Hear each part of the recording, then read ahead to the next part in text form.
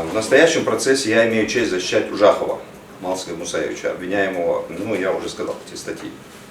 То есть создание экстремистского сообщества, создание некоммерческой организации, деятельность которой сопряжена с побуждением граждан к отказу от исполнения гражданских обязанностей или к совершению иных противоправных деяний, равно руководство такой организации преступного сообщества и организация применения насилия, опасного для жизни и здоровья в отношении представителей власти. Сразу, не переходя к разбору и анализу представленных участниками процесса доказательств, хотел бы обратить внимание суда на то, что действия Ужахова, описанные в обвинительном заключении, квалифицированы органами предварительного следствия, не совсем верно, на мой взгляд. В любом уголовном деле важно определить ключевой момент, отталкиваясь от которого необходимо выстраивать процессуальную позицию. В рассматриваемом деле таким ключевым моментом должен выступать умысел моего подзащитного на применение насилия в отношении представителей власти, основанную на политической ненависти или вражде к действующему в рассматриваемый период времени региональной власти, а также на умысел на создание этого экстремистского сообщества. Точнее, я хотел бы сказать, здесь мы смотрим на отсутствие этого умысла на создание этого экстремистского сообщества и отсутствие умысла на организацию применения насилия. С субъективной стороны, все вот эти пункты обвинения инкриминируемого это преступления характеризуются виной в форме прямого умысла. То есть лицо должно осознавать общественную опасность своих действий, предвидеть возможность и неизбежность наступления общественно опасных последствий и желать наступления этих последствий. Необходимо отметить, что весь нескончаемый набор фактически бессвязных слов, содержащих в многотомнике обвинительного заключения, это 10 992 листа, если не ошибаюсь, а также в материалах уголовного дела, собранные органами предварительного следствия, ни одной буквы, ни знаком препинания не доказывают наличие у подсудимых по делу, и в частности у Ужахова, прямого умысла на совершение общественно опасных действий. Напротив, как усматривается из материалов дела, исследованных в ходе судебного следствия, все действия подсудимых по делу и в частности у Ужахова были направлены исключительно на недопущение и предотвращение наступления общественно опасных последствий. Тем самым подсудимые совершали определенные поступки, в том числе по деэскалации напряженности, совершали конклюдентные действия, наглядно демонстрирующие их нежелание наступления общественно опасных последствий, в том числе для всех участников событий марта 2019 года в городе Магасе, Республики Ингушетия. Несмотря на этот очевидный факт, государственное обвинение считает, что в настоящем деле имеет место идеальная совокупность преступлений. Однако с приведенной обвинением мотивировкой согласиться нельзя. Относительно правильности квалификации вменяемых Ужахову действий, не касаясь доказательств, подчеркиваю, одни и те же действия Ужахова во время участия в публичных протестных акциях по версии органов предварительного следствия квалифицированы по всем этим статьям. Об этом уже говорили мои коллеги ранее. То есть я опять же возвращаюсь к тому, что следствие обнаружило эту идеальную совокупность преступлений. Как и все идеальная совокупность преступлений в живой природе встречается крайне редко.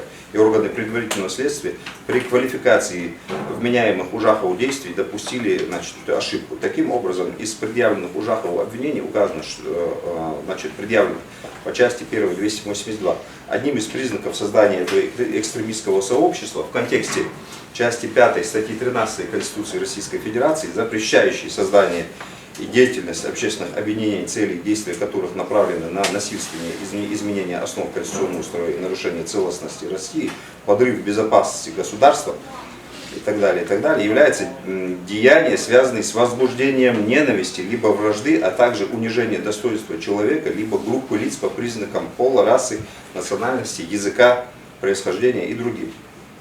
При этом законодатель расшифровывает понятие и уточняет данное понятие, и уточняет его следующим образом. Экстремистское сообщество представляет собой устойчивую группу лиц, я подчеркиваю, заранее объединившихся для подготовки или совершения одного или нескольких преступлений экстремистской направленности.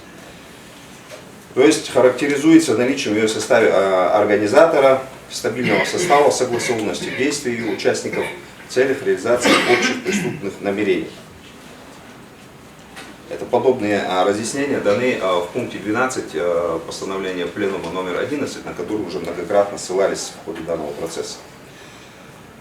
Статья 318 указывает в качестве признака состава преступления применение насилия в отношении представителей власти. Более того, в качестве признаков участия в деятельности экстремистского сообщества законодатель указывает на действия, направленные на насильственное изменение основ конституционного строя и нарушение целостности России. Таким образом, можно сделать вывод о том, что действия, обвиняемые Ужаховым органами предварительного расследования, не требуют дополнительной квалификации по статье 282 прим. 1, а могли бы ограничиться статьей 318. Следовательно, статья 282 прим. 1 Ужахову вменена излишне. То есть обвинение должно было бы квалифицировать только по 318, без дополнительной квалификации по 282 прим. 1. В пользу данного довода говорит в том числе и то, что с точки зрения правильной квалификации содеянного по статье 318 и не требуется, дополняю, что не требуется дополнительная квалификация по 282 прим. 1, говорит и схожесть объектов посягательства.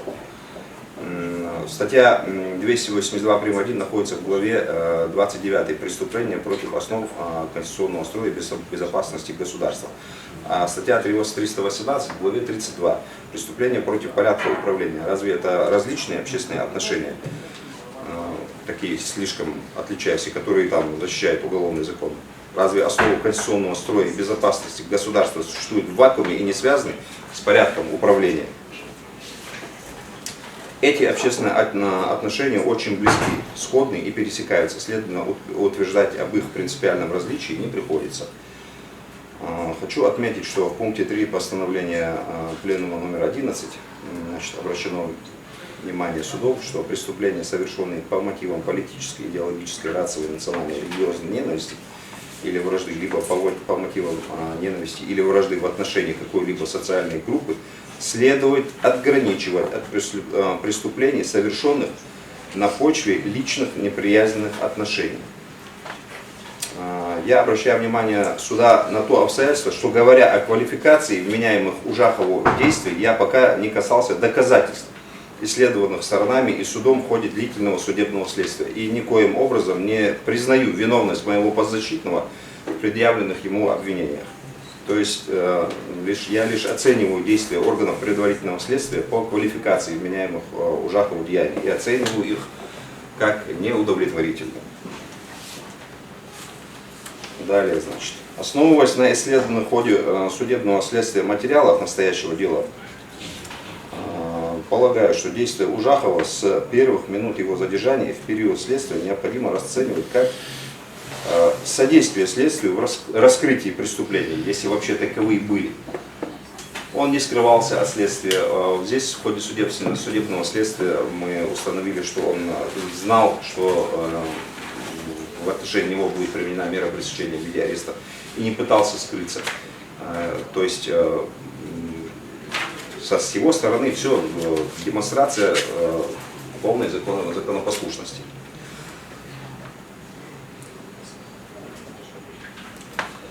По окончании судебного следствия из материалов дела, исследованных в процессе, усматривается, что все обвинение построено на недопустимых доказательствах, которые по содержанию, оформлению не отвечают требованиям, предъявленным законом к доказательствам.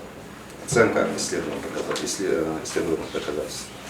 Обвинение по части 1 статьи 282 прим. 1 не соответствует законодательству. В соответствии с постановлением о привлечении в качестве обвиняемого и обвинительным заключением подзащитный не позднее мая 2018 года, являясь председателем регионального общественного движения Совет Тайпо-Тунгусского народа, одним из членов был Барахоев, а также Масага, являющийся председателем Тунгусского регионального отделения общественной организации Российский Красный Крест, объединенные между собой политической враждой, действующей на тот момент в главе Евкурову, с целью его смещения занимаемого поста, создали экстремистское сообщество. Ну и дальше фабулу не буду читать, При этом в обвинительном заключении на листе 6 фигурирует дата 17 мая. Иными словами, сторона обвинения обвиняет подсудимых в совершении деяний экстремистской направленности в период не позднее 17 мая 2018 года.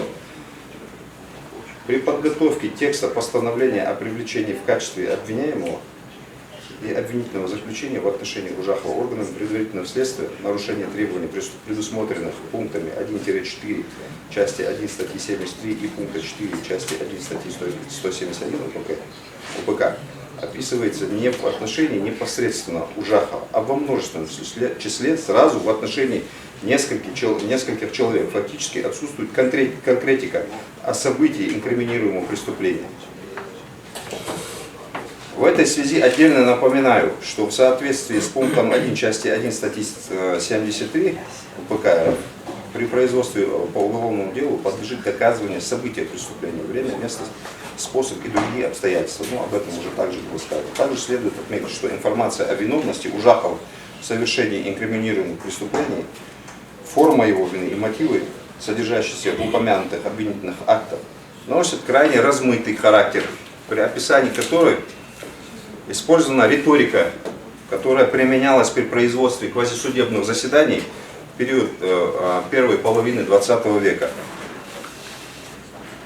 Обвинительный акт в соответствии с процессуальным законодательством, статья 225, должен носить характер персонифицированной направленности, то есть направлен на обвинение конкретного лица. Пленум Верховного суда в постановлении номер 11 разъяснил пункт 12, пункт 14, что под экстремистским сообществом следует понимать устойчивые группы лиц. И уголовная ответственность за создание экстремистского сообщества наступает с момента фактического образования указанного общества, то есть с момента объединения нескольких лиц. Таким образом, пленум в этом указанном постановлении четко указал, что экстремистское сообщество не может быть создано одним человеком, оно создается несколькими людьми. Именно с этой целью закрепления обоснованности утверждения о создании некого экстремистского сообщества несколькими обвиняемыми, в частности Ужаховым, Бараховым, а также Мальсаговым, объединенными между собой политической враждой к действующему главе республики Евкурову с целью его смещения занимаемого поста, органами предварительного следствия оформленные обвинительные акты именно в таком формате, то есть я имею в виду ту дату.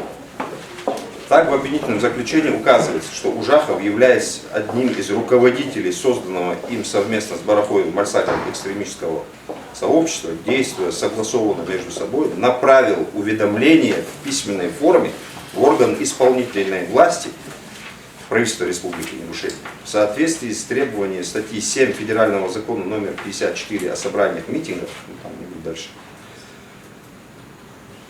так, целью проведения которого являлось требование возврата жителям Республики Ингушетия конституционного права прямых выборов главы Республики Ингушетия. Это вообще нонсенс.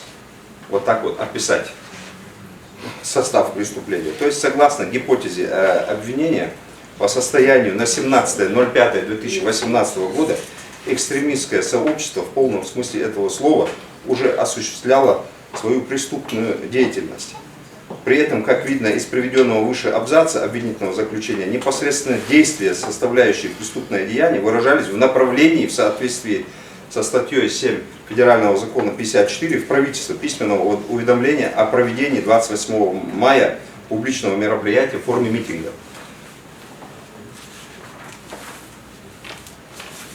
Учитывая приведенную правовую позицию Верховного суда, оформленную в названном постановлении Пленума 11, а также установленные в ходе судебного следствия по делу обстоятельства, считаю, что обвинение Ужахова в части, касающейся того, что он не позднее мая 2018 года совместно с Барахоевым и Мальсаговым принял участие в создании этого мифического экстремистского сообщества, не обоснованное и не соответствует обстоятельствам дела, и само вот это вот обвинение не соответствует закону. Данное утверждение основано на следующем.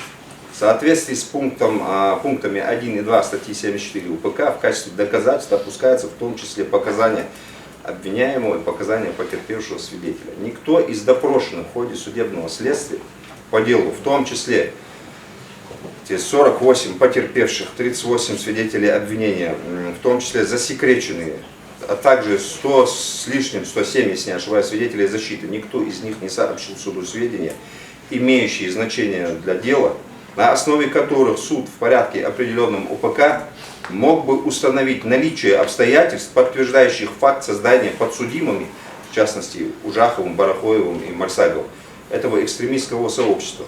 В принципе, а тем более факт участия в этом создании подсудимых, других подсудимых. Вот, возьмем показания самого Ужахова от 5.10.21, показания Барахоева от 6.10.21, показания Мальсагова, заседание 28.09.21, показания Хаутиева 29.09.21 и 05.10.21, показания Нальгиева от 5.10, показания Саутиевы от 5.10. Фигуранты по делу, обвиняемые в создании в период не позднее 17-го экстремистского сообщества, не были знакомы между собой до начала, за исключением Багаудина Хаутиева, который там оказывал какую-то консультативную помощь этого общественному объединению Совет Тейпов. То есть до октября 2018 года никто из них знаком не был. Во всяком случае, лица Ужахов, Барахоев, Мальсагов, указанные в обвинительном заключении в качестве организаторов экстремистского сообщества, не были знакомы. Не создавали никакое экстремистское сообщество ни в мае 2018 года, ни в октябре 2018 года. В деле нет доказательств, подтверждающих обратное, только голословные заявления. Исходя из этого, у обвинения выпадает как минимум полгода от якобы установленного, а вернее произвольно выбранного времени совершения преступления, предусмотренного статьей 282 прим. 1. А при отсутствии базиса отсутствует и настройка. По версии обвинения, непосредственно начало экстремистской деятельности этого сказочного экстремистского сообщества ознаменовано протестной акцией, состоявшейся в городе Магас 2 июня 2018 года. При этом по неизвестной причине органами предварительного следствия в обвинительном заключении главным виновником указанного события этой публичной акции назначен Ужахов. Однако, напомню, допрошенный в судебном заседании от 11.08.21 по настоящему делу свидетель Хаутиев Магомед Арцханович пояснил суду, что фактически организатором митинга, состоявшегося 2 июня 2018 года, является региональное отделение Всероссийской политической партии «Защитники Отечества», руководителем которого является он. Именно это общественное движение подало в соответствии с законом о митингах правительства Республики Ингушетия уведомление о проведении публичной акции в указанную дату. Как мы уже установили, уважаемый суд, значит, Совет Тейпов подавал уведомление в правительство на проведение митинга ранее, на несколько дней раньше, но ему было отказано. При этом, обращаю внимание, это уже исследовалось судебно, здесь в ходе процесса, чуть ранее, значит, установлено, что на этот незаконный отказ было подано Ужаховым заявление в прокуратуру, и прокурор Республики Ингушетия внес протест правительства, предупредив, значит, председателя правительства Республики Ингушетия о незаконности такого отказа. То есть, исходя из логики органов обвинения, государственного обвинения, прокурор Республики Ингушетия, руководитель надзорного органа субъекта, содействовал организатору экстремистского сообщества и вынес предупреждение председателю правительства. Мы же понимаем, что этого не может быть.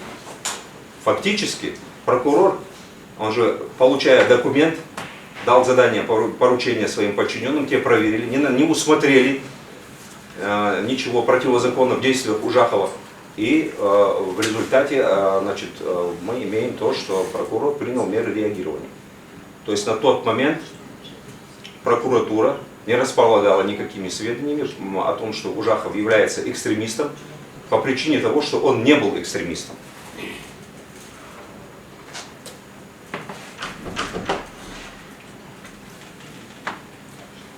Ужахов ни как частное лицо, ни как председатель общественного движения Совет Тейпов ингушского народа не являлся организатором митинга 2 июня 2018 года, а был всего лишь его участником. В материалах уголовного дела не содержится доказательств, обладающих признаками относимости и допустимости, указывающими на участие в этом митинге 2 июня 2018 года Барахоева, Мальсагова, Чемурзиева, Нальгиева, Хаутиева, Саутиева и даже Погорова. Я уж упомянул Погорова, потому что обвинение его никогда не задувало. Кроме того, в судебном заседании от 22.09.21 по ходатайству стороны защиты к материалам дела приобщен протокол осмотра доказательств 20.09.21 за номером 06АА027-4213, составленный нотариусом Магасского нотариального округа, с осмотренным видеофайлом. Значит, в ходе осмотра указанного видео установлено, что среди митингующих, речь идет о том самом митинге, не было Барахоева, Чемурзиева, Мальсагова, Хаутиева, Нальгиева и Саутиева.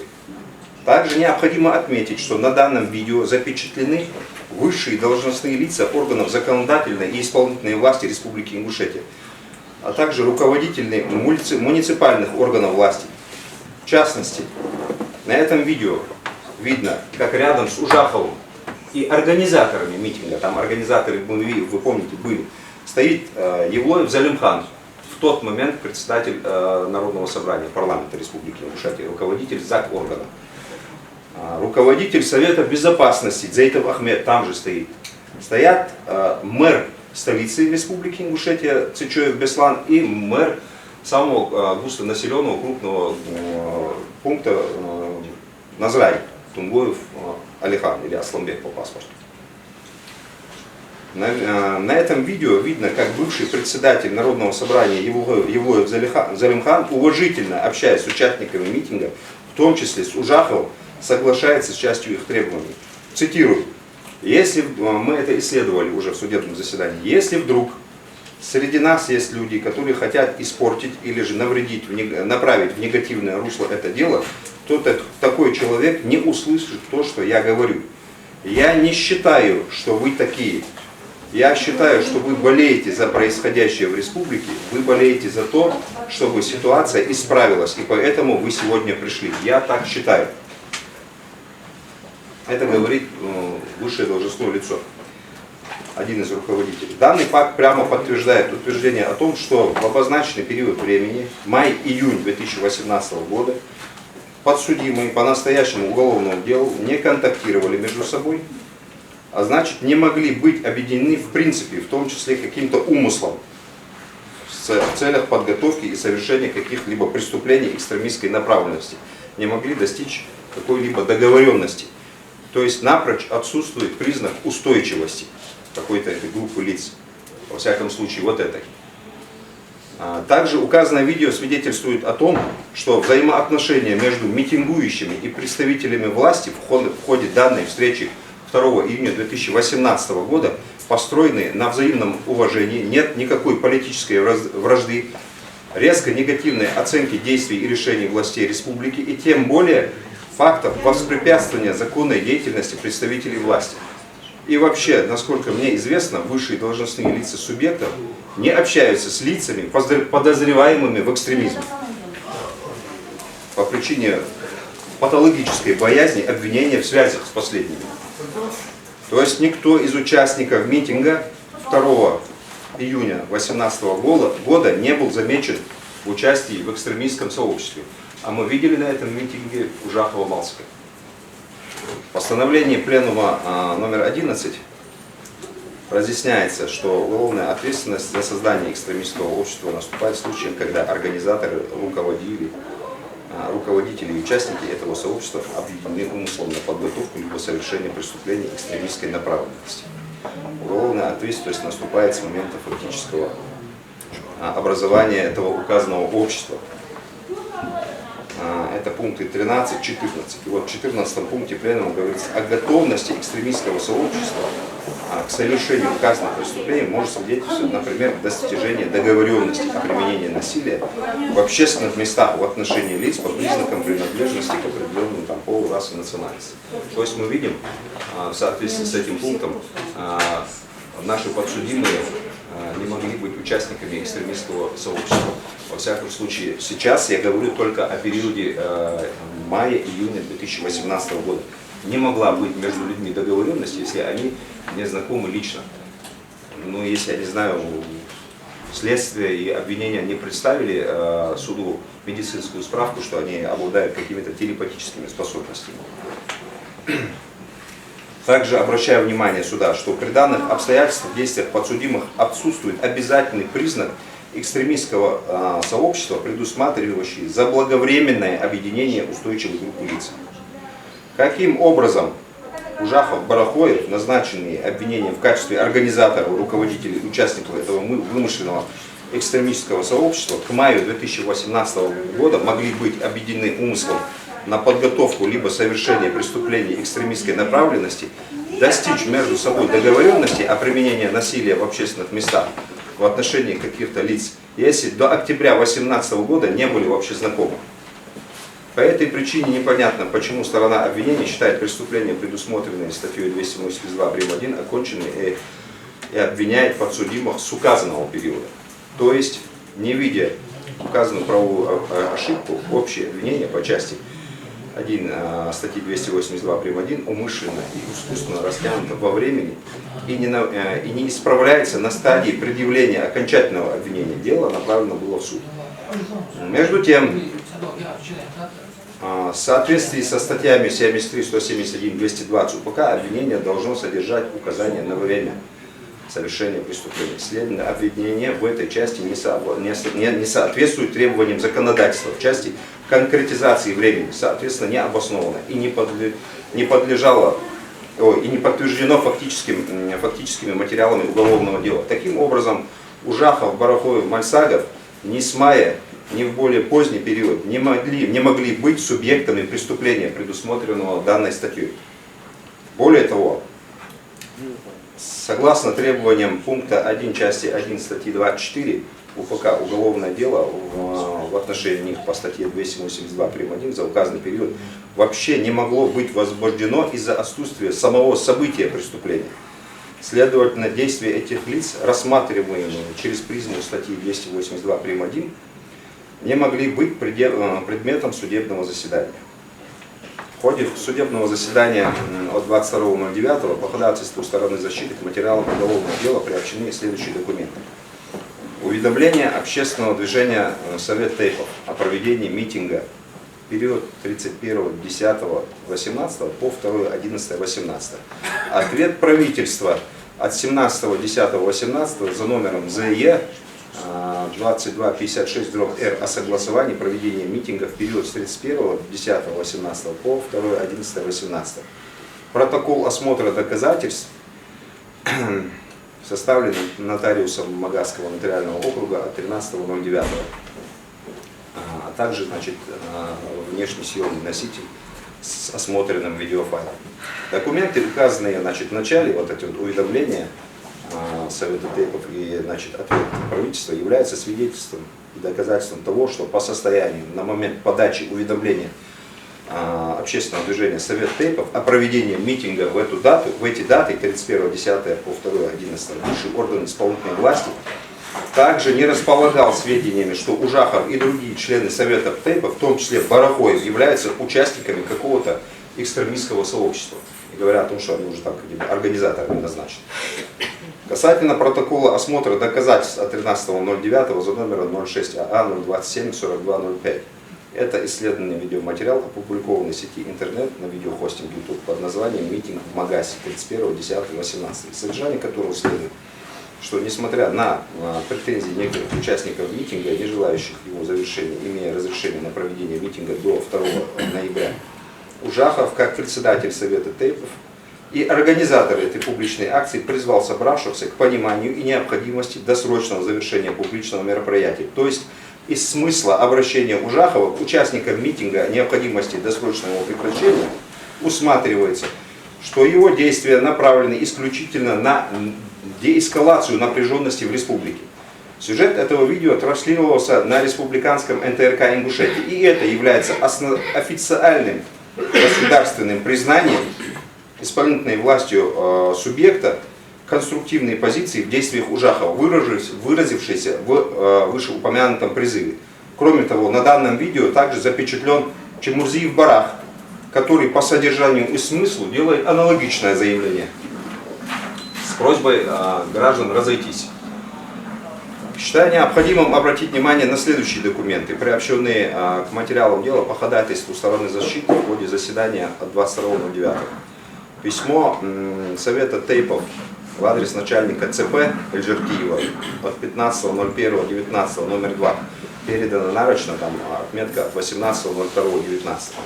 Письмо общественного движения Совет Тейпов на имя начальника УФСБ по Республике Ингушетия Чернышова от 26.02.19 номер 10 с доказательствами отправления и получения письма посредством почтовой связи от 4.03.19. Указанными двумя обращениями в адрес правоохранительных органов общественное движение в лице Ужахова просило вышеназванных должностных лиц направить своих представителей для участия в заседаниях общественного движения Совет Тейпов с целью предостережения от совершения действий и принятия решений, противоречащих законодательству, в том числе экстремистской направленности.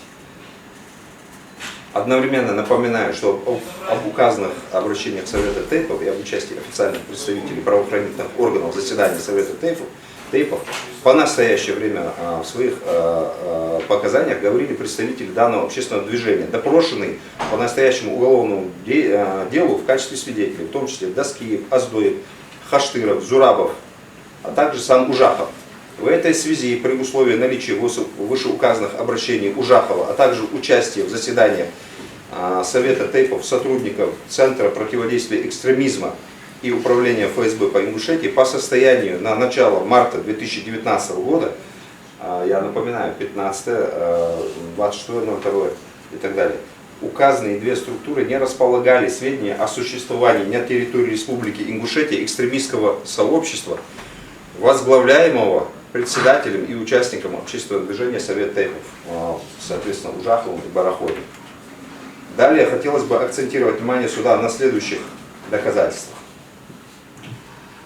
К материалам дела по ходатайству стороны защиты в ходе судебного заседания 22.09.21 приобщены сопроводительное письмо Верховного суда Республики Ингушетия от 6.09.21 номер 11-3702, решение Верховного суда Ингушетии от 27.03.2020 года, кассационное определение 5-го кассационного суда общей юрисдикции от 17.02.21 о ликвидации общественного движения Совет Тейпов ингушского народа и письмо депутатов Народного собрания Республики Ингушетия от 23.03.2020 за номер 262. Указанные судебные акты трех инстанций,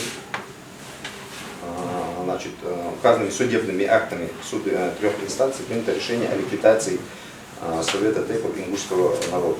Однако следует отметить, что судами был отклонен довод административного истца в лице Управления Министерства юстиции России по Республике Ингушетия о том, что в деятельности общественного движения Совет Тейпов ингушского народа имеются признаки экстремистской деятельности. Это все было приобщено в вывод совещательной комнаты, может дать соответствующую оценку.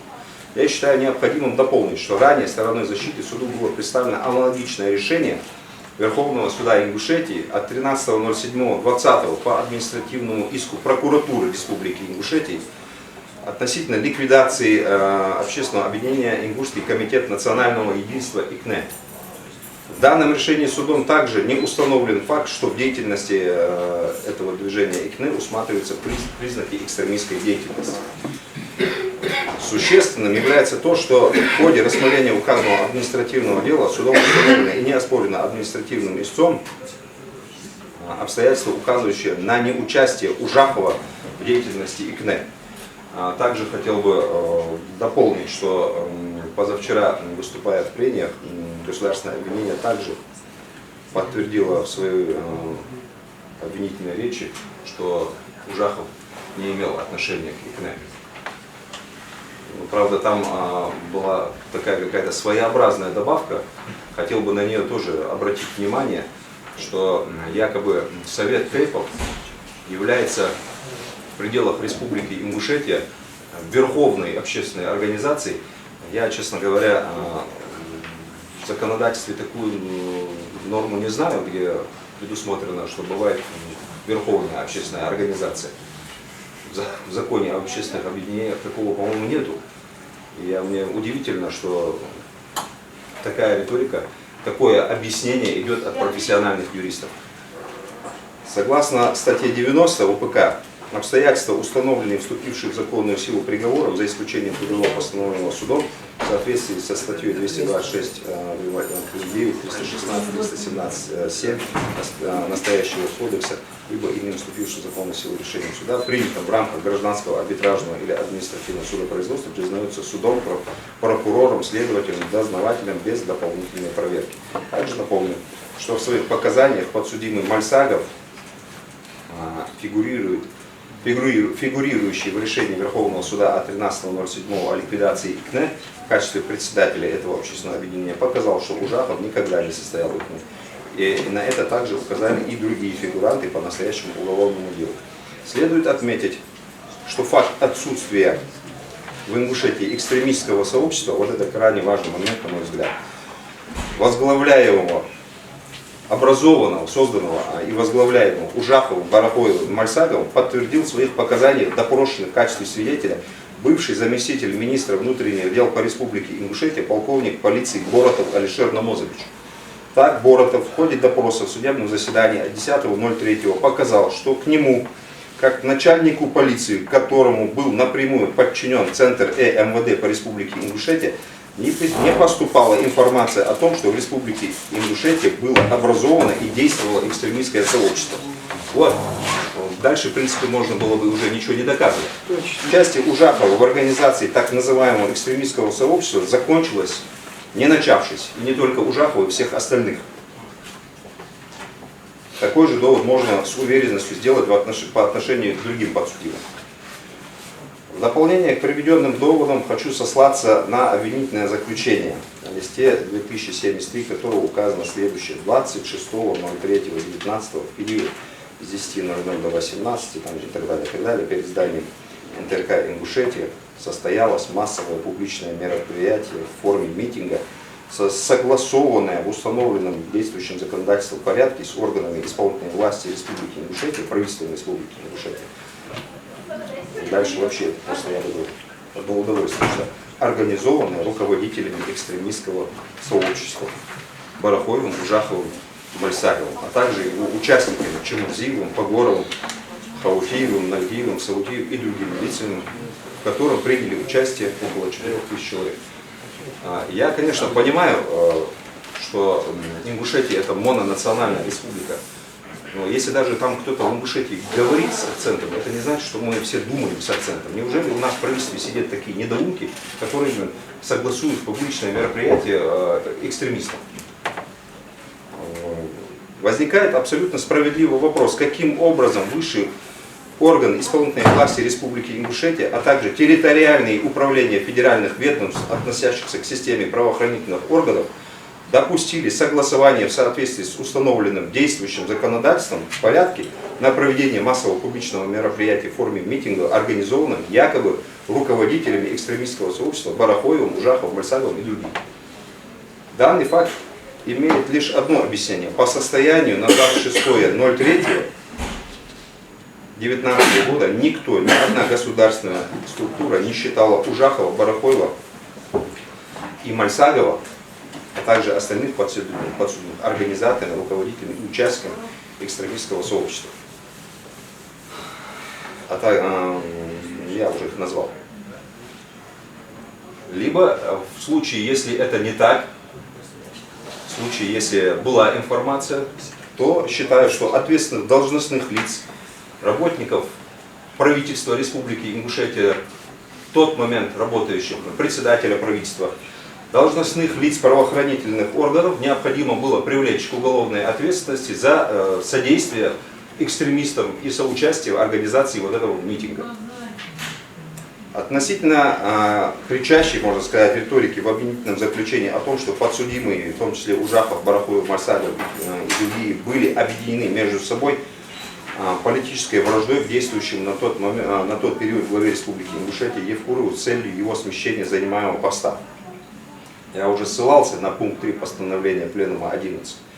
где сказано, что следует отграничивать от преступлений, совершаемых на почве личных неприязненных отношений. Для правильного установления мотива преступления следует учитывать, в частности, длительность межличностных отношений подсудимого с потерпевшим. В этой связи необходимо напомнить участникам процесса, что все подсудимые дали показания о том, что не испытывали никакой политической вражды бывшему руководству республики. Каждый из подсудимых настаивал на личной неприязни к бывшему главе Евкурову. Тут я еще хотел бы так дополнить некоторые отступления. Значит, вчера в своем выступлении в прениях адвокат Джугаев со ссылкой на обвинительные приговоры по этим митинговым делам нам достаточно широко дал разъяснение. Ну и какая могла быть политическая вражда, там он указал, что политическая вражда, со ссылкой на пленум Верховного суда, что может быть на обзор судебной практики, может быть между политическими оппонентами, это фактически там основополагающий момент. Ну и какая может быть политическая вражда у двух пенсионеров, у девушки музейного работника, у педагогического работника и двух молодых парней? Ну, о чем речь вообще? Эти два пенсионера. Мальсагов, Муса, ну может быть кто-то там попытается притянуть за уши Мальсагова, Мусу. Ну хорошо, мы имеем факт, что Мальсагов Мусаблин добровольно сложил в себя полномочия депутата Народного собрания. То есть он сам умышленно, по собственной воле, по доброй воле отказался от работы, от осуществления какой-то деятельности в органах власти и занялся благотворительностью. То есть политическая вражда, она напрочь отсутствует. В судебном заседании от 5.10.21 года, давая показания Ужаков по вопросу о политической вражде к действующему на тот период главе Ингушетии Евкурову с целью его смещения занимаемого поста и попытки захвата власти, заявил следующее. Наличие политической вражды к бывшему руководству республики не подтверждено ни одним документом из материалов уголовного дела, никакими показаниями свидетелей обвинений, следовательно, никак не доказано. Относительно свержения занимаемой должности главы Ингушетии никто никого не свергал и не пытался свергнуть. А в материалах дела имеются доказательства. И в принципе это общеизвестно. Бывший глава Республики Ингушетия покинул пост добровольно, подав заявление об отставке, которое было удовлетворено главой государства Путиным ВВ. Таким образом, позиция обвинения о том, что подсудимые, в том числе Ужапов, Баракоев, Мальсагов и другие, объединенные между собой политической враждой к действующему в тот период главе Ингушетии, не подтверждено материалами уголовного дела, несостоятельно является голословным заявлением, не имеющим по собой никаких оснований. Из смысла разъяснений, содержащихся в последнем абзаце пункта 7 постановления Пленума номер 11, следует, что под действием, направленным на возбуждение ненависти либо вражды, следует понимать в частности высказывания, обосновывающие, утверждающие необходимость геноцида, массовых репрессий, депортаций, ну, короче говоря, там все такое. Критика политических организаций, идеологических и религиозных объединений, политических и идеологических религиозных убеждений, национальных и религиозных обычаев сама по себе не должна рассматриваться как действие, направленное на возбуждение ненависти или вражды. Далее, существенно здесь. При установлении в суде в отношении должностных лиц, профессиональных политиков действий, направленных на унижение достоинства человека и группы лиц, судам необходимо учитывать положение статей 3 и 4 Декларации о свободе политической дискуссии в средствах массовой информации, принятой Комитетом министров Совета Европы 12 февраля 2004 года, согласно которой политические деятели, стремящиеся заручиться общественным мнением, тем самым соглашаются стать объектом общественной политической дискуссии и критики в средствах массовой информации. Ну и так далее, там я все дальше цитировать не буду. В этой связи следует процитировать крайне примечательный абзац из обвинительного заключения на листе 620, где приведена ссылка на справку Центра противодействия экстремизма МВД по Республике Ингушетия в отношении несанкционированного митинга, том, значит, 24, лист дела 101-104, из которой следует, это сама справка, что 14.03.19 Чемурзиев подал заявку на проведение митинга в период с 26.03 по 28.03.19 года на площади перед зданием НТРК Ингушетии. Здесь же указано, что 21.03.2019 года по инициативе главы Республики Ингушетия Евкурова отозван законопроект Ваша честь, обращаю внимание, ставший причиной обострения общественно-политической ситуации в регионе.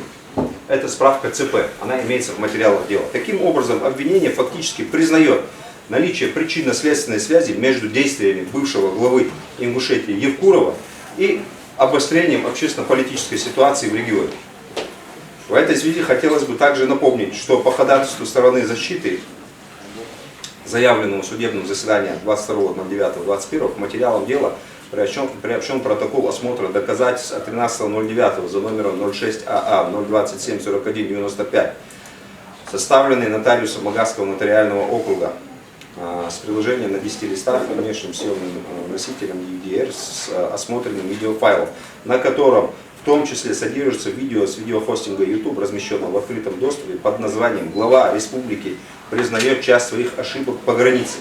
Вот мы это исследовали, буквально несколько строчек процитирую. Совет, цитата, слова Евкурова.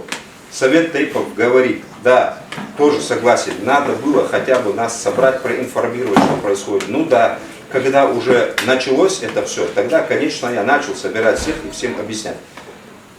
То есть он сам признает, что когда уже он кашу полностью заварил, когда, как говорится, маховик набрал обороты, когда все вышло из-под контроля, только тогда он решил кого-то собирать и что-то там объяснять. То есть, исходя из смысла интервью бывшего руководителя субъекта, следует, что он признает совершение им существенных ошибок в период исполнения своих должностных обязанностей и признает, что результатом этих ошибок стало обострение общественно-политической ситуации в регионе. Таким образом, анализ приведенных выше доказательств неоспоримо указывает на отсутствие отягчающего обстоятельства, предусмотренного пунктом Е части 11 статьи 63 в виде совершения преступления по мотивам политической вражды. Возвращаясь, значит, к сформулированной в обвинительном заключении информации о том, что экстремистское сообщество характеризовалось устойчивостью, соблюдением мер конспирации, согласованностью действий, сплоченностью, выражившейся в стабильности ее состава и так далее. Данное утверждение не удерживает никакой критики и фактически опровергается материалами уголовного дела, безалаберно собранного органами предварительного следствия. Авторы обвинительного заключения, по всей видимости, в свое время начитались цикл романов Дэна Брауна по теории заговора. Однако, значит, выше приведена ссылка на осмотренное и исследованное в ходе судебного следствия видео конфликта на Конгрессе ингушского народа 30.10.18. Само название видео говорит за себя, а его содержание безапелляционно указывает на имеющиеся явные противоречия между Ужаховым, Бараховым и Мальсаговым, что однозначно исключает согласованность действий и сплоченность их. Во всяком случае, между Ужаховым, Бараховым и Мальсаговым по состоянию на конец октября 2018 года. То есть, каким образом организаторы при отсутствии сплоченности и согласованности могли что-то организовать. Одновременно в продолжении вопроса об отсутствии согласованности в действиях данных лиц обращаем внимание суда на следующее. В обвинительном заключении, лист дела 548-549, имеется ссылка на протокол осмотра 24.11.19, листы дела 82-95, согласно которому осмотрен оптический диск, представленный, значит, 06.11.19 из ГУ МВД России по СКФО со стенограммой телефонных переговоров обвиняемого Ужахова. Хочу отметить, значит, что ни органами предварительного следствия, ни впоследствии представителями обвинения по ходу рассмотрения дела в суде не представлено заключение криминалистической фоноскопии, позволяющей идентифицировать голос Ужахова. По этой причине мы не можем с уверенностью утверждать, что лицо, чей голос при разговоре с некими неустановленными лицами записан на фонограмму, принадлежит непосредственно Ужахову Мальсагу Мусаевичу. Таким образом, органами предварительного следствия и прокуратуры в нарушении требований статьи 87 УПК не была проведена проверка данного доказательства, якобы подтверждающего вину Ужахова, в связи с чем в соответствии с статьей 75 нельзя считать, что указанные стенограммы ПТП обладают признаками допустимости. Тем не менее, в ходе судебного следствия по делу указанные стенограммы телефонных переговоров были исследованы по инициативе гособвинения в качестве доказательства, якобы подтверждающего вину Ужахова, в инкриминировав ему обвинениях. Однако, даже если гипотетически допустить, что голос лица на фонограмме принадлежит Ужахову, то, исходя из содержания приведенных стенограмм телефонных переговоров предположительно подсудимого Ужахова, усматривается, что вымышленное экстремистское сообщество нельзя охарактеризовать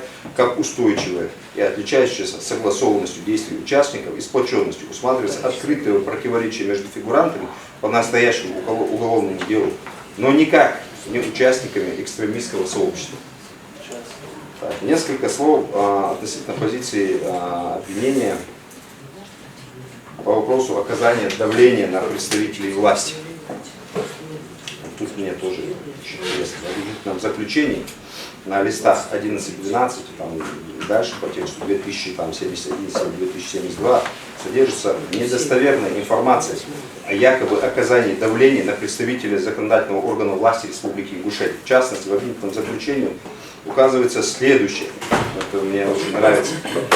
Обращаю на это внимание. Пользуясь растерянностью пришедших на шариатский суд депутатов Народного собрания Республики Ингушетия, ранее объявленных лидерами протестного движения Республики Ингушетия предателями интересов ингушского народа и находящихся в подавленном состоянии, вызванном сильным общественным порицанием со стороны жителей Республики Ингушетия и их родственников, возникшим в результате распространения среди жителей республики дезинформации организаторами и участниками протестного движения Республики Ингушетия, осознавая, что ведется видеозапись происходящего, которая затем будет размещена на общедоступном для открытого просмотра видеохостинге YouTube, задавая вопросы, вынудил депутатов, перечисляются депутаты, раскрыть результат тайного волеизъявления каждого из них, тем самым допустил неправомерное давление на депутатов Народного собрания. Небольшое отступление, Ваша честь, по поводу, значит, распространения дезинформации. Здесь речь идет, уже не раз это вот здесь обсуждалось моими коллегами, ранее выступавшими, это речь идет дезинформация о том, что, значит, про постановление Конституционного суда Российской Федерации о том, что якобы кто-то распространял информацию, что она незаконна. Допрошенный в судебном заседании зампред Конституционного суда Республики Ингушетия Ибрагим Гаскиев, он сказал, что это правовая коллизия. Я бы хотел в кое-какой момент вот так заострить на нем внимание. Конституционный суд Республики Ингушетия, как мы уже знаем, вынес постановление о незаконности этого подписанного соглашения между субъектами об установлении административной границы. Конституционный суд России признал, что это, значит, соглашение соответствует нормам Конституции Российской Федерации. Во-первых, я хотел бы обратить внимание сюда. Конституция Республики Ингушетия, республиканский конституционный закон о референдуме, это тот тоже, который стал точкой преткновения. Ни один вообще субъектовый закон не может быть и никогда, нигде, ни в одном субъекте Российской Федерации не принят в противоречии с действующим законодательством Российской Федерации. Это однозначно. Проходит огромный, любой проект закона, даже любое постановление регионального правительства проходит процедуру согласования через территориальные федеральные органы, через прокуратуру, через управление юстиции. Если надо, там уже и МВД, и ФСБ, в части касающейся. Таким образом, априори они все соответствуют друг другу. Но также я напоминаю, что есть в Конституции Российской Федерации предусмотрены нормы, которые, значит, разделение предметов ведения, по-моему, если не ошибаюсь, статьи 71 и 72. И таким образом мы именно основываясь на этом отталкиваемся от этого, что Конституция Республики Ингушетия это соглашение не соответствует, и оно должно было быть подписано в строгом соответствии с Конституцией Республики Ингушетия или республиканским конституционным законом, который также не противоречит Конституции Российской Федерации. Отношение относительно вот этого вот давления, как я сказал, на этих находившихся в подавленном состоянии растерянных депутатов. Дальше хотел бы продолжить. Во-первых, исходя из логики приведенных формулировок описанного события, можно сделать вывод о том, что обвинение считает, что депутаты Народного собрания Республики Ингушетия, пребывающие в растерянном и подавленном состоянии, являются какими-то кисельными барышнями, вообще ни на что не способными людьми. Как тогда таким людям можно доверять такую ответственную отрасль, как законотворчество? Обвинению следовало бы спросить лично у каждого перечисленного депутата из тех 12 человек, которые там присутствовали на этом так сказать, собраний, являются ли они растерянными или подавленными. В принципе, в этом нет необходимости, так как депутаты, ряд из них явились в суд и дали пояснения по всем принципиальным вопросам, в том числе по поводу об их добровольном желании явиться в консультативно-примирительный религиозный орган Кадиат, а не шариатский суд, для беседы со своими избирателями. Во-вторых, как усматривается из показаний допрошенных в ходе судебного следствия свидетелей, религиозных деятелей, в том числе в Республике Ингушетия, нет шариатского суда. Это просто название консультативно-примирительного религиозного органа, бытующее в народе. Данный орган не наделен полномочий по принуждению исполнения его решений. Решения данным органом не выносятся письменно, не оформляются подписями и печатями, не скрепляются. Также в деятельности Кадията не предусмотрено исполнительное производство. Так что все это, то, что указано в обвинительном заключении, это пустословие, одним словом. В подтверждение этих показаний представители духовенства Республики Ингушетия к материалам дела по ходатайству стороны защиты, а именно по ходатайству адвоката Ахилева, приобщен ответ на адвокатский запрос из Управления Министерства юстиции от 30 июня 2021 года за номером 206103-1193, в соответствии с которым в ведомственном реестре зарегистрированных некоммерческих организаций Управления Министерства юстиции Российской Федерации отсутствуют сведения о государственной регистрации шариатского суда такой организации, а также отсутствуют сведения и документы о деятельности на территории Республики Ингушетия шариатского суда. Здесь в части, касающейся оказания давления на депутатов, обвинению необходимо напомнить некоторые доказательства исследования в ходе судебного следствия, что осмотрен сайт Совета Тейпов Республики Ингушетия, ингушского народа, извиняюсь, в ходе которого обнаружены и стенографированы видеозаписи с выступлением члена Совета. На листе 129, тома 96 содержится стенограмма видеообращения Ужахова, содержание которой усматривается, что Ужахов призывает поддержать депутатов Народного собрания. Считает, что в отличие от обвинения, что у депутатов есть гордость. Ужахов считает, что у депутатов есть гордость и чувство собственного достоинства, и что они действительно болеют за народ.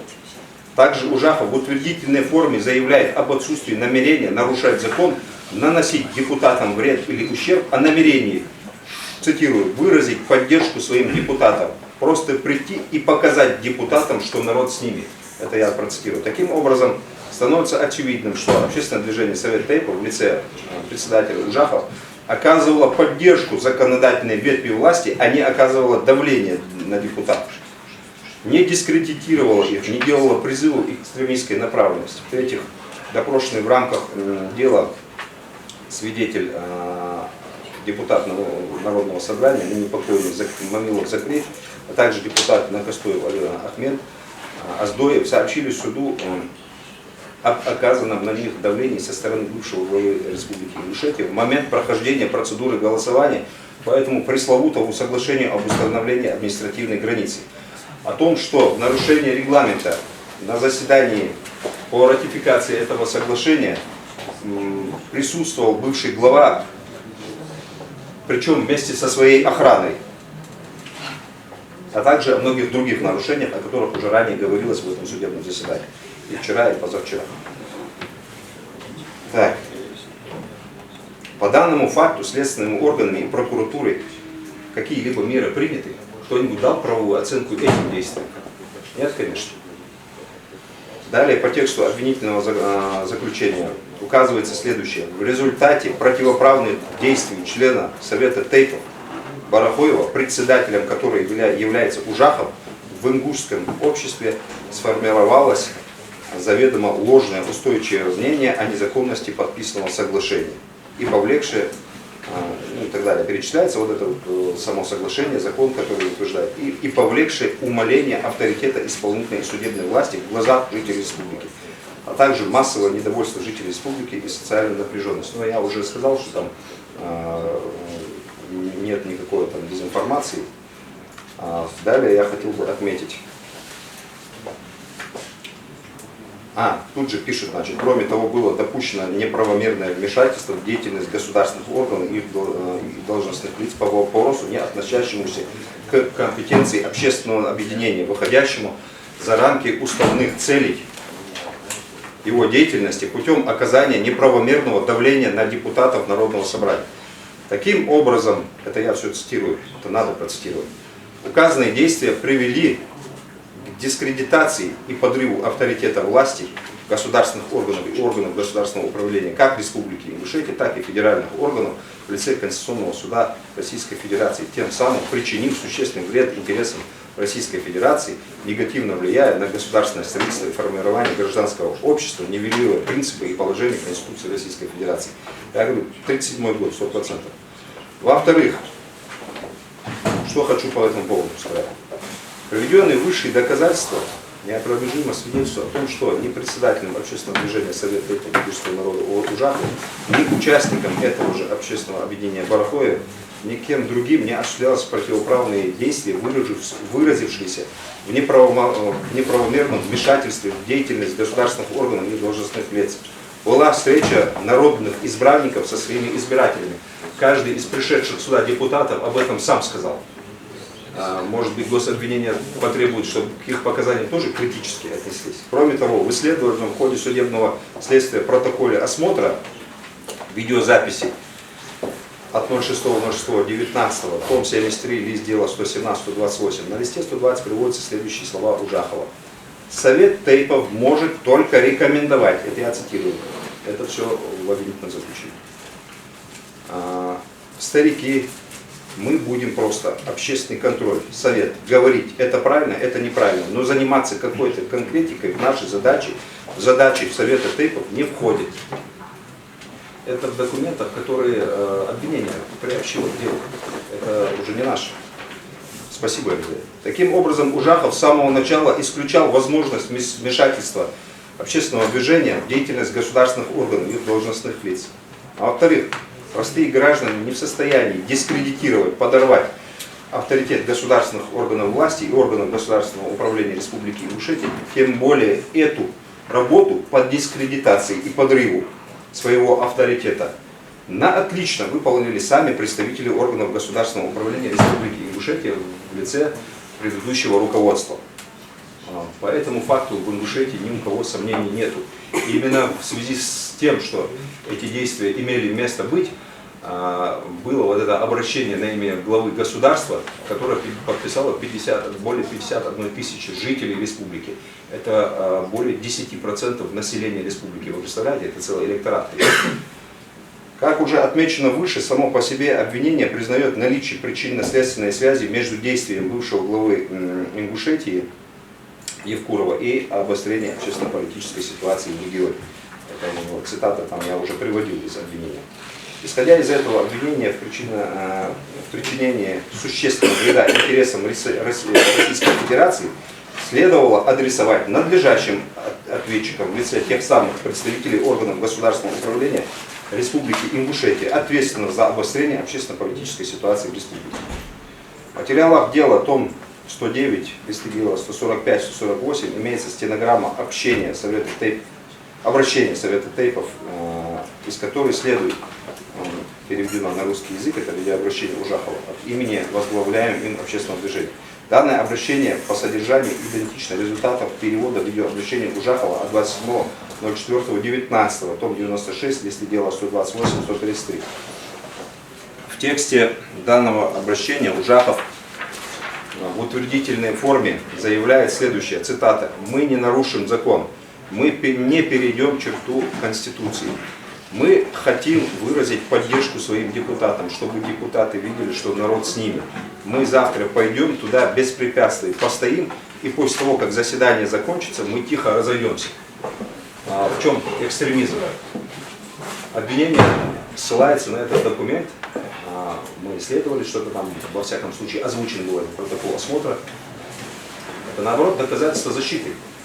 То есть в данном обращении речь идет о соблюдении законности и поддержке депутатов Народного собрания, законодательного органа власти. Таким образом, данный документ, приобщенный к делу органами предварительного следствия в качестве доказательства вины Ужахова, исследованный в ходе судебного следствия, является прямым доказательством невиновности Ужахова в инкриминировании ему преступлениях. В своем обращении Ужахов не оказывает давления на представителей органов власти, не подрывает авторитет власти, не дискредитирует власть, а наоборот выражает поддержку парламентариев. По существу обвиняемые по делу, в том числе Ужахов, будучи уверенными, что в условиях правового государства позволительно иметь собственное видение на те или иные аспекты жизни, не побоялись высказать свою точку зрения по наболевшим вопросам, касающимся общественной и экономической ситуации в республике. Но точка зрения государственного обвинения в данном уголовном деле определена в значительной степени монопольной точкой зрения, на монопольные позиции, сформированной государственной пропагандой, направленной на обслуживание интересов некоторых высокопоставленных чиновников, о противоправной деятельности которых открыто заявляли подсудимые. Поэтому даже тогда, когда применяются стандартные методы расследования уголовного дела, реально получаемые результаты не дают реального отражения фактических обстоятельств дела, они получаются искаженными. Здесь бы я хотел привести такую вещь. В романе «Антиутопия» Джорджа Оруэлла 1984 автор пишет: «Во времена всеобщей лжи говорить правду – это экстремизм». Для сведения представителей гособвинения, это такое литературное произведение о воображаемом будущем с критическим к нему отношением, литературно-фантастический гротеск, содержание которого чудным образом усилиями органов следствия и обвинения реализуется в действительности. В судебном заседании от 7.09.21 в качестве свидетеля допрошен Келигов Муса Баматович, в прошлом заместитель полномочного представителя президента Российской Федерации в Южном федеральном округе. Позднее в адрес суда, в частности ваш адрес, ваша честь, поступило письмо данного гражданина, входящее, значит, 11417 от 4.10.21. В указанном документе автор указывает, что реализует данное обещание, направляет в адрес суда флеш-накопитель разговора Келигова и Евкурова, а также направленное им информационное письмо на имя президента России от 07.07.19, в котором подписант информирует высшее должностное лицо государства о полной утрате доверия к властям Республики Ингушетия со стороны народа из-за беспрецедентного уровня коррупции и злоупотребления власти. Данные документы, подписанные хоть и бывшим, но все же должностным лицом высокого статусного уровня, о фактах беспрецедентного уровня коррупции и злоупотребления власти в Ингушетии со стороны бывшего руководства, подтверждают линию защиты и показания подсудимых, что народ в республике уже не в силах был терпеть образовавшийся правовой коллапс и вакханалию. Кроме того, на указанном флеш-накопителе в ходе разговора двух мужчин,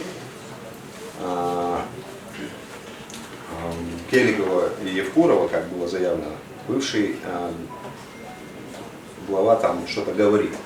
Мы вот это вот буквально в первый день прений, перед прениями мы это исследовали, и в суду было представлено, значит, исследование, фоноскопическое исследование, подтверждающее, что голос, значит, на этой записи принадлежит бывшему главе Республики Ингушетия Евкурову.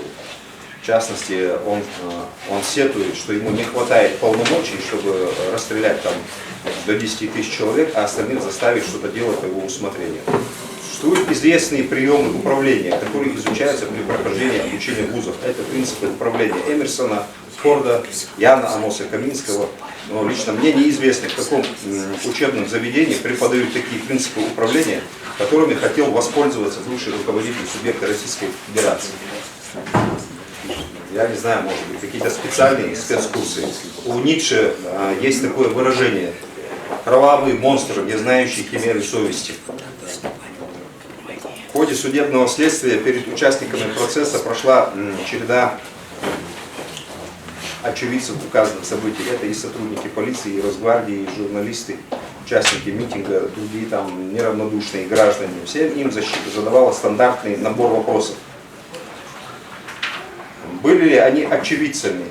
Видели ли они, как подсудимые создавали экстремистское сообщество, как они организовали насилие в отношении представителей власти, погромы, уничтожение имущества, организовывали нарушение движения транспорта, работу связи нападение на государственные объекты, блокирование движения групп граждан, насильственное удерживание кого-то, иные противоправные деяния. Эти вопросы даже получили название традиционных. На протяжении всего судебного следствия по делу ни один, подчеркиваю, ни один из допрошенных по делу не видел в период времени с 02.05 по 31.10, а также с 18.00 часов 26 марта по 8.00 27 марта 2019 года ни поджогов, ни погромов, ни уничтожения имущества, ни нарушения движения транспорта, работы средств связи, ни нападения на госорганы, на гособъекты, на блокирование движения граждан или насильственное удержание кого-либо. Не было отмечено и вооруженное сопротивление представителям власти. Не зафиксированы подобные действия на многочисленных видеозаписях, осмотренных сторонами процесса. А имевшее место ранним утром 27.03.2019 года хаотичное сопротивление органам правопорядка было причиной начала необоснованного применения грубого силового вытеснения в отношении гражданских лиц, мирно находившихся на площади перед административным зданием НТРК Ингушетия в городе Багасов.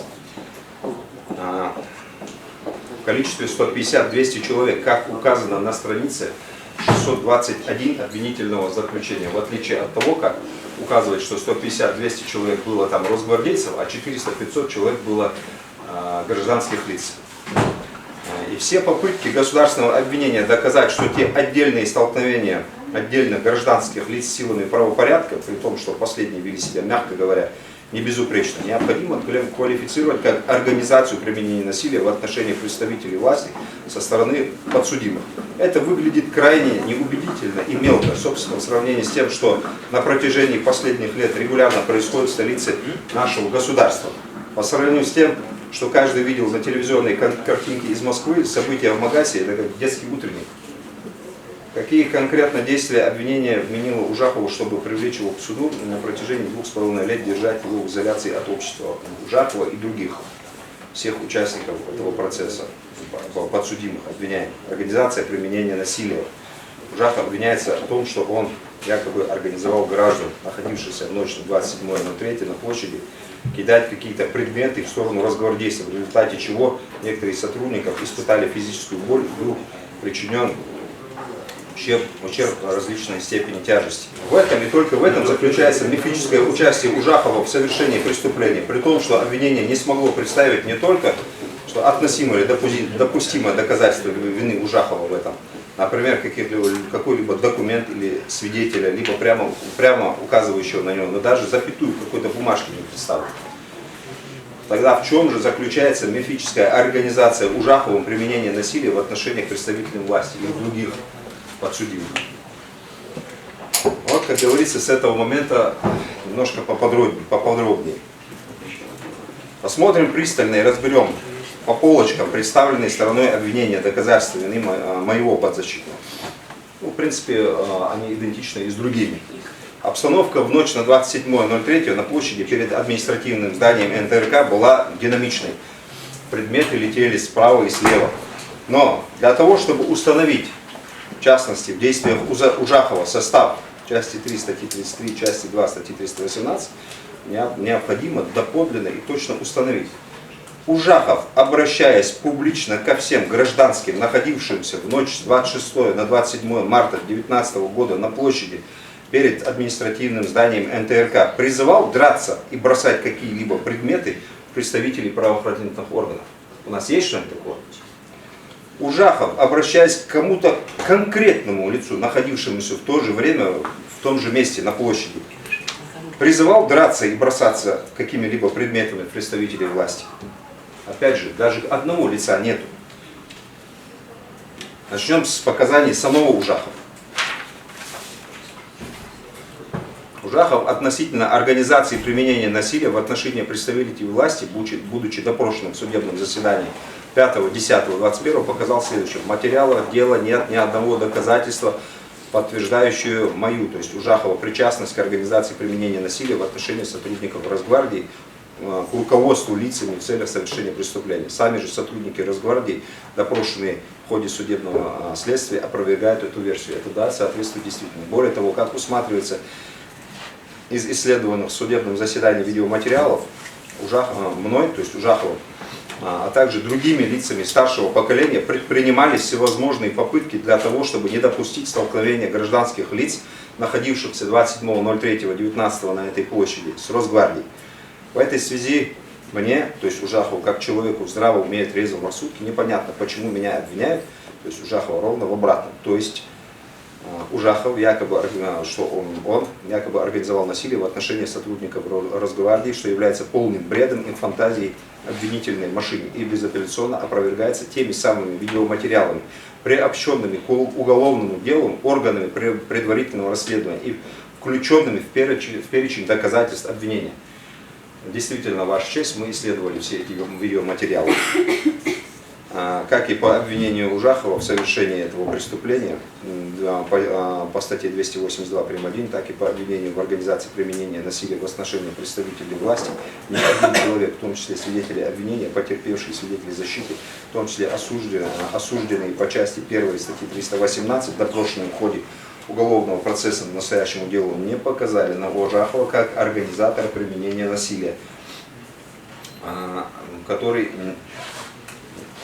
ничем не подтверждается, это ничем не подтверждается гипотеза обвинения, что в ночь на 26 на 27 Ужахов или кто-то другой призывал оказывать активное сопротивление представителям правоохранительных органов. Точно так же нет прямых доказательств ни в отношении ни одного из подсудимых.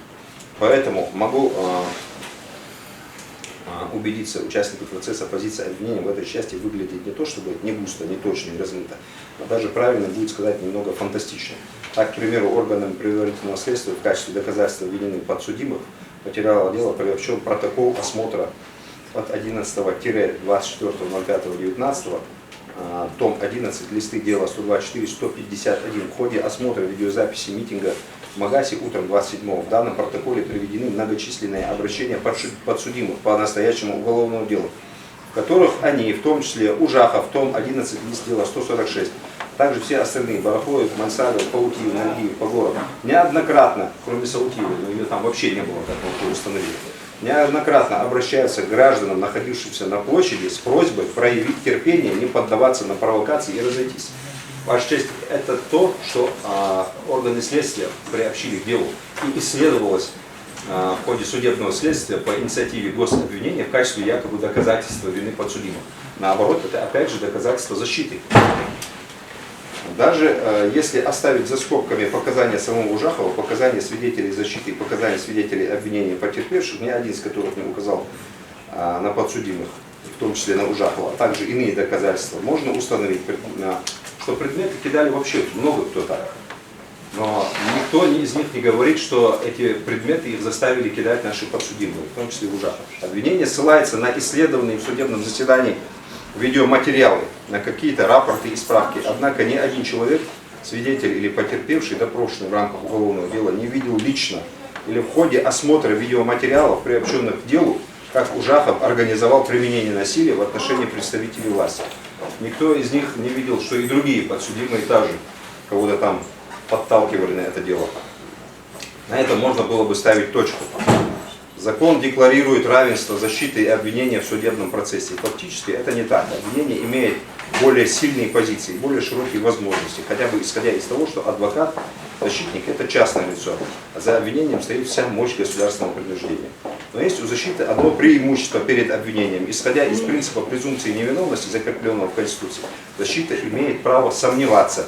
Если сомнения обоснованы, серьезны и, как выражается закон, неустранимы, защитник имеет полное право выдвигать их в обоснование своей позиции по делу. Обвинение же такой возможности лишено, оно обязано апеллировать исключительно фактами, прошедшими проверку в судебном заседании. Ну, можно сказать, что то, на что ссылалось обвинение, очень многое было не проверено. В этом мы все убедились. Потерпевшие, на чьих показаниях общество устроилось обвинение, показали, что лица преклонного возраста, находившиеся в гуще событий в ночь на 27.03 в Магасе, старались успокоить толпу, прилагали всевозможные усилия для недопущения столкновения между гражданскими лицами и представителями правоохранительных органов, задействованных в мероприятиях по вытеснению граждан с площади перед НТРК Ингушетия. А это как раз и есть то самое неустранимое сомнение. При этом упомянутые показания потерпевших о том, что лица преклонного возраста старались успокоить толпу и прилагали усилия для недопущения столкновений между гражданскими лицами и представителями правоохранительных органов, стыкуются между собой и, что самое главное, стыкуются с исследованными в ходе судебного следствия видеоматериалами. В случае, если кто-то по личной инициативе бросался стульями или другими предметами без достоверного подтверждения факта подстрекательства со стороны Ужахова, Барахоева, Мальсагова и других на совершение данного противоправного действия, в таком случае действия Ужахова и других подсудимых по делу, выразившихся в их физическом нахождении на площади в момент активной фазы вытеснения гражданских лиц органами правопорядка, не образуют состав тех статей, в которых обвиняют по организации применения насилия. Отдельно хотелось бы упомянуть несколько слов по вопросу о законности признания указанных лиц потерпевшими и придания им всем им соответствующего статуса. Все без исключения лица с процессуальным статусом потерпевшие под протокол судебного заседания показали, что не считают себя потерпевшими по настоящему уголовному делу, что они фактически являются потерпевшие по выделенным уголовным делам, в ходе которых они ознакомились с видеоматериалами, опознавали лиц, причинивших им увечья или боль. По настоящему делу никто из них с материалами дела не знакомился, с подсудимыми, не знаком подсудимых по настоящему делу в ходе предварительного следствия не опознавал ни в ходе просмотра видеоматериалов, ни при процессуальном действии, как очных ставок с участием потерпевших и обвиняемых по настоящему делу, как мы знаем, не было.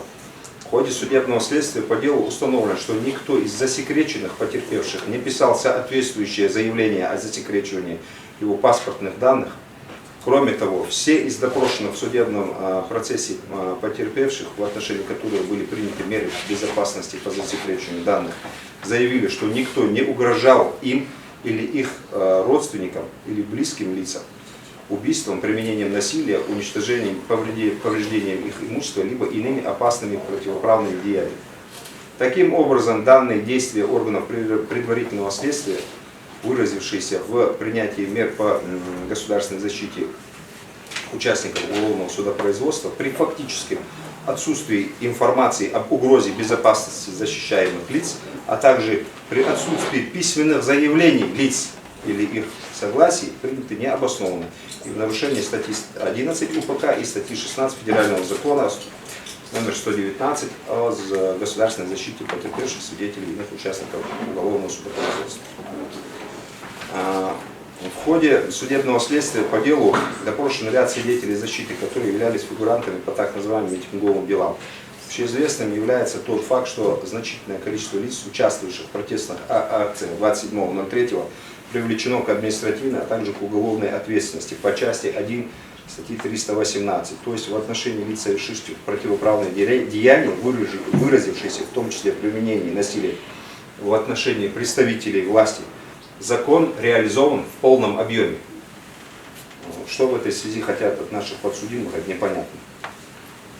Однако ни один из указанных лиц ни на стадии предварительного следствия, ни в ходе судебного следствия в отношении персонально каждого из них, ни в ходе допроса в рамках настоящего уголовного дела не дал показания в том ключе, на котором настаивает обвинение. То есть каждый из них, из допрошенных под протокол судебного заседания, показал, что никто их не организовывал на применение насилия и не направлял на оказание сопротивления представителям правопорядка. Каждый из них действовал спонтанно по своему личному убеждению. В этой связи при рассмотрении настоящего дела мне видится крайне иррациональная позиция обвинения, в которой усматривается явно тенденциозная интерпретация всех событий, произошедших 27 марта 2019 года в Магасе.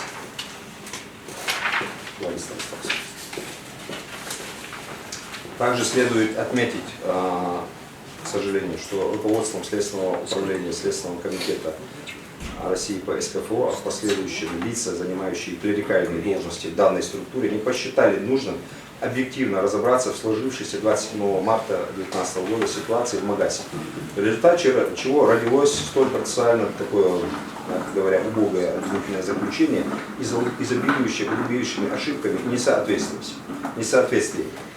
В определенные моменты в ходе ознакомления с текстом обвинительного заключения возникла мысль заявить ходатайство о проведении судебно-лингвистической экспертизы по содержанию этого самого обвинительного заключения в целях уточнения глубокого философского смысла, заложенного автором. Предполагая, что такая экспертиза длилась бы лет 5, упомянутое ходатайство в целях экономии времени заявлено не было. Исходя из изложенного следует, что в материалах дела отсутствует фактологическое подтверждение наличия отягчающего обстоятельства, предусмотренного пунктом Г части 1 статьи 63 УК в виде особо активной роли Ужахова, в принципе и других всех, в совершении преступления ввиду отсутствия самого события преступления и как следствие отсутствия состава преступления. Однако это еще не все основания для того, чтобы отнестись к обвинению Ужахова и других критически. Ночь с 26 на 27 и утром 27 марта несогласованного митинга не было, потому что есть юридическое обоснование понятия митинга, где четко прописано, что кроме одновременного пребывания людей в одном месте обязательным условием является выдвижение лозунгов и политических требований. Всего этого, как усматривается из фактических обстоятельств дела, с 18:00 26 марта 2019 года не было. Это первое. Второе. Вопрос о пресечении одномоментного нахождения значительного количества людей в одном месте. В этом вопросе необходимо конкретизировать нюансы, связанные с организацией проведения силового мероприятия. Законодательство Российской Федерации, в частности, статья 21 Федерального закона о полиции, статья 20 Федерального закона о войсках Нацгвардии, четко регламентирует, когда можно первично применять спецсредства, а когда нет. В данном случае речь идет о незаконном применении светозвуковой гранаты. Изучают там два типа: заряд-2, факел С, третий. В начале первой попытки разгона значительного количества людей, одномоментно находившихся на площади перед телевизором.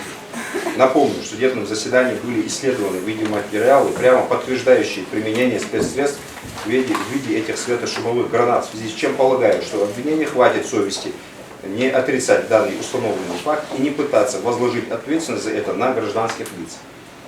Весьма существенным является тот факт, что указанное применение спецсредства само по себе не только было незаконным, а важным является момент, когда оно было применено. Об этом сказал адвокат Джабраил Кулиев. Момент применения был выбран преднамеренно. Это предрассветный час, когда часть лиц находились на упомянутой площади и были заняты отправлением религиозного ритуала, люди совершали утреннюю коллективную молитву. Именно это действие спровоцировало агрессию лиц, собравшихся на площади. И именно из этого факта, из этого обстоятельства бесспорно усматривается причинно-следственная связь наступления имевших место беспорядка, вылившихся в противостояние органов правопорядка. Следует отметить, что данный вопрос вообще не ставится. Данный факт никем не рассматривался, и ему не дана соответствующая правовая оценка. Таким образом, является очередным серьезным сомнением, это является в обоснованности и правдивости выводов обвинительного заключения. И мы никак не можем утверждать, что обвинение добросовестно заблуждается в своей правовой позиции. Обвинительное заключение по событиям 27 марта подобно листу бумаги, который был скомкан следствием, и в нем не содержится четкой хронологии событий, происходивших на достаточно большой территории. Кроме того, следствие сознательно комкало время и избивало хронологию, чтобы невозможно было установить, что, когда и в какой последовательности происходило. С мая 2018 года по 27 марта 2019 года. Однако события имели свою хронологию. Как говорил герой романа Юлиана Семенова «17 мгновений весны», мелочи сходятся, а я верю мелочам. Защите в ходе судебного следствия пришлось приложить массу усилий, чтобы расправить этот лист бумаги и восстановить более-менее точную хронологию событий с участием наших подзащитных. Защите приходится в данном процессе напомнить о том, что принцип презумпции невиновности не обязывает Ужахова и других подсудимых доказывать свою невиновность, а возлагает эту обязанность на обвинителей, на обвинение. Но тут все, как говорится, немного наоборот.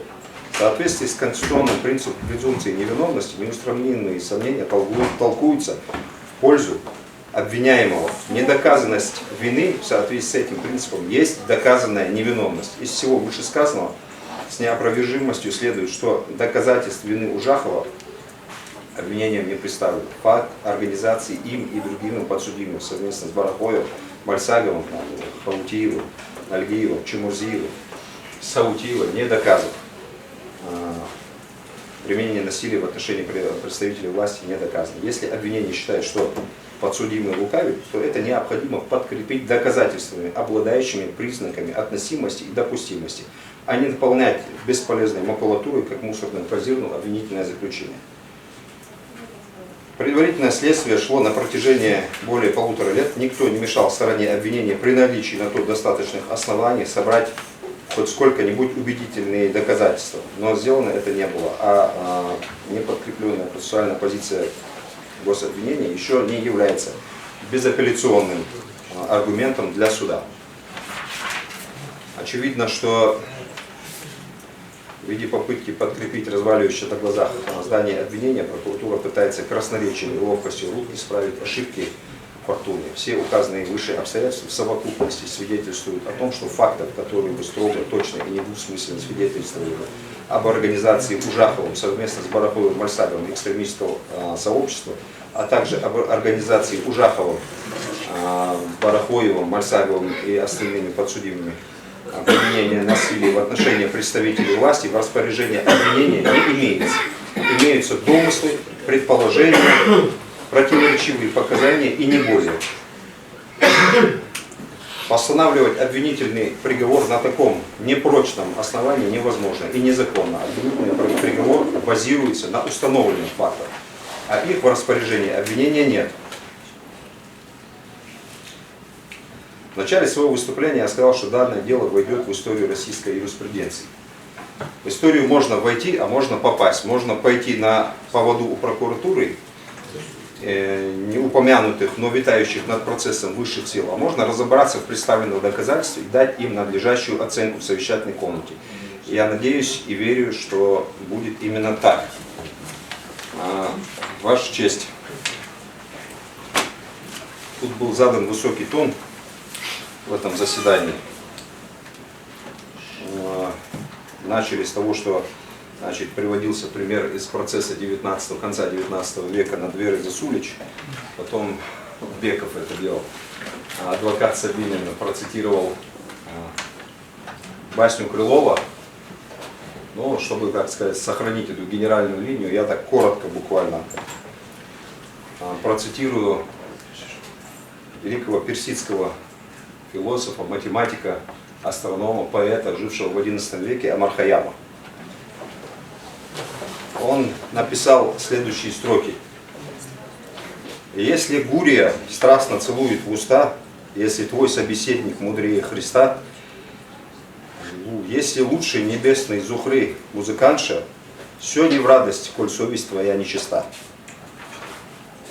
В этой связи я хочу сказать следующее. Я не сомневаюсь, что вы, ваша честь, в отличие от органов предварительного расследования и гособвинения, при оценке всех исследований в ходе судебного следствия доказательств будете руководствоваться согласно статье 17 УПК законом и совестью.